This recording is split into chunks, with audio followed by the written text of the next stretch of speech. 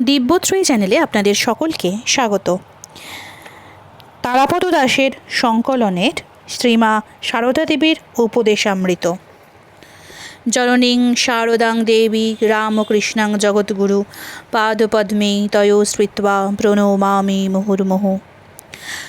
চন্দ্রমোহন দত্তের বলে কথায় শ্রী শ্রী মায়ের পদপ্রান্তে আসার কিছুদিন পর তাকে যখন আমি কিছুটা ধারণা করতে পেরেছি, তখন একদিন তার কাছে গিয়ে করজোড়ে আবদার করি, মা, আমি আপনার সেবা করতে চাই।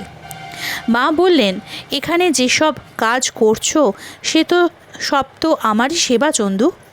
আমি বললাম, না মা, ও সব কাজ করে আমি আপনার সামান্য কোনো সেবাও করতে চাই।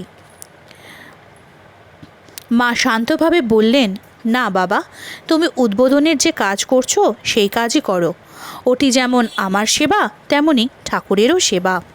সরলাই তো আমার সেবা করছে, তুমি বরং উদ্বোধনের কাজ করে যখন সময় সুযোগ পাবে তখন শরতের সেবা করবে।